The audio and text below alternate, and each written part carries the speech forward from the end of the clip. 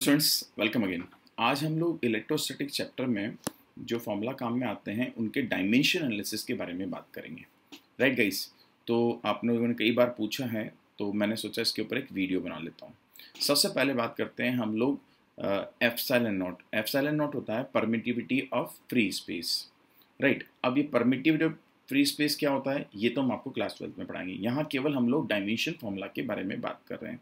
तो गाइज इसके लिए आपको पता होना चाहिए कि f का वैल्यू होता है 1/4 pi epsilon not of q1 q2 upon r square. ये वैल्यू हुआ f का। राइट, यहाँ से अगर आप एप्सिलॉन नॉट का वैल्यू निकालोगे तो ये आ जाएगा 1/4 पाई f, ठीक है, और q1 q2 upon R square, ये वैल्यू आ जाएगा। सिंपल काम किया मैंने यहाँ पे, एप्सिलॉन नॉट को ऊपर लेके चला गया और एफ को नीचे लेके आ गया। या फिर अगर इसकी यूनिट लिखेंगे गाइस तो इसकी यूनिट आ जाएगी coulomb square upon newton into metre square. अब कूलम्ब के बारे में बात करें तो आप जानते हैं कि electric current I is equal to थी Q अपॉन T, यानी कि कूलम्ब क्या बन जाएगा आपके पास में, इसको फर्दर में लिखना चाहूँ तो कूलम्ब आ जाएगा आपके पास में, this is equals to the ampere into time, इस पूरे का whole square divided by newton into metre square. अब आप जानते हैं कि एम्पियर को तो हम ए से ही लिखते हैं तो ए का स्क्वायर, लेकिन टाइम को हम कैपिटल डी से टी से लिखते हैं तो capital T square divide by Newton. Newton force का यूनिट है, फोर्स होता है मास इंटू एक्सेलरेशन, तो मास का m, एक्सेलरेशन का मीटर पर सेकेंड स्क्वायर यानी L⁻⁻²। और यहाँ पर लिखा हुआ है मीटर स्क्वायर, तो मीटर का L⁻²। तो जब इसका डायमेंशन फॉर्मूला आप फर्दर लिखेंगे तो इसका डायमेंशन फॉर्मूला आपके पास में आ जाएगा m⁻⁻1 L⁻⁻3 T⁻+4। कैसा है T⁻+4, ये -2 ऊपर चला गया तो T⁻+4 इंटू A⁻2, ये आ जाएगा आप पास में dimension formula of epsilon not. तो इस वे में हम इसको निकालते हैं गाइस। आई होप आपको ये समझ में आ गया होगा। इसके बाद में एक बड़ा इंटरेस्टिंग क्वेश्चन आता है, इसको देख लो कि एप्सिलॉन आर को बोला जाता है रिलेटिव परमिटिविटी। अगर ये क्वेश्चन नीट में आ जाए तो आई एम डैम श्योर कि रिलेटिव परमिटिविटी का जब डायमेंशन फॉर्मूला पूछा जाएगा तो मैक्सिमम स्टूडेंट इसका डायमेंशन फॉर्मूला यही टिक करके आएंगे।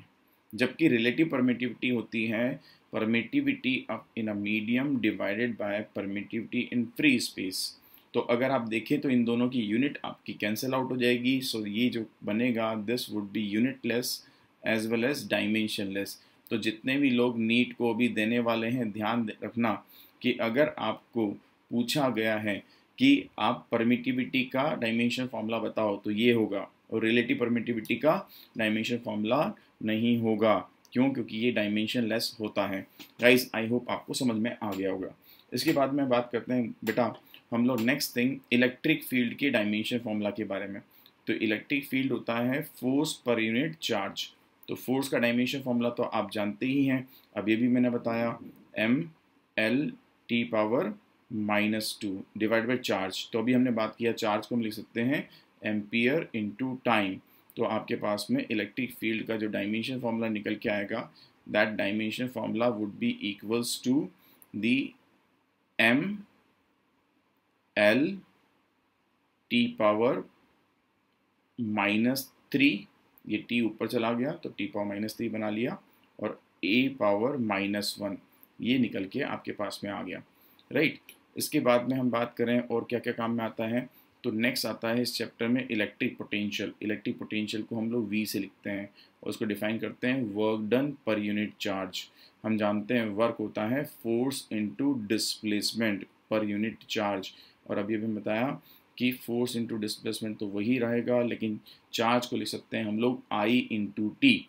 तो हमारे पास में निकल के आ जाएगा यहाँ पे इलेक्ट्रिक पोटेंशियल फोर्स, तो फोर्स आ रहा है पास में mL⁻⁻2 displacement L divided by electric current ampere T time.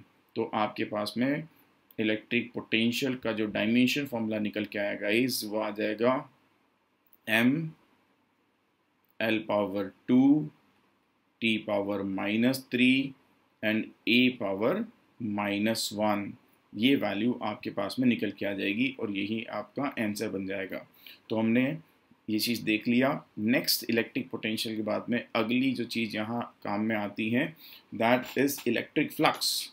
Electric flux होता है गाइज ई डॉट ए, ठीक है। अब ये ई डॉट ए क्या होता है इससे मतलब नहीं है, आपको केवल इस बात से मतलब है कि ई इलेक्ट्रिक फील्ड है और ए एरिया है। तो अभी मैंने इलेक्ट्रिक फील्ड का डायमेंशन फॉर्मूला आपको निकाल के बताया। तो ये अगर मैं यहाँ पे पुट कर दूँ तो M L T power -3 A power -1 into area. Area होता है लेंथ इंटू ब्रेड्थ, इसका मतलब एल स्क्वेयर आ जाएगा।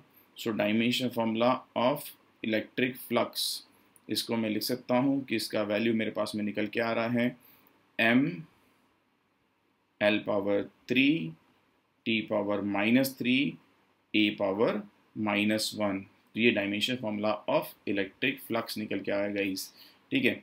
इसके बाद में नेक्स्ट थिंग जो इस चैप्टर में आती है इलेक्ट्रिक फ्लक्स के बाद में, that thing is electric dipole moment. Electric dipole moment, तो इलेक्ट्रिक डाइपोल मोमेंट। अब इलेक्ट्रिक डाइपोल मोमेंट का फॉर्मूला होता है बेटा P is equal to Q into 2A या 2L, ठीक है। तो Q को तुम जानते हैं, Q होता है आपका I इंटू टी और L को तुम जानते हैं लेंथ होता है। तो डाइपोल मोमेंट का जब डायमेंशन फॉर्मूला लिखोगे तो ये आ जाएगा आपके पास में एम्पियर यानी A T टाइम, ठीक है, एंड L, तो ATL थोड़ा सा अरेंज करके लिख दोगे या वैसे लिखोगे जैसे बुक्स में लिखा होता है तो M0 L T T and A power 1, ये आपके पास में आ जाएगा। सो गाइज आपने क्या देखा कि यहाँ इलेक्ट्रोस्टैटिक चैप्टर में ये सारी वेरिएबल काम में आते हैं, तो मैंने उन सब के डायमेंशन फॉर्मूला निकाल दिए। अब मैं यही करने वाला हूँ, हर चैप्टर के डायमेंशन फॉर्मूला के वीडियो बना के यहाँ पर अपलोड कर दूंगा ताकि मेरे क्लास 11th के स्टूडेंट को कोई दिक्कत ना आए।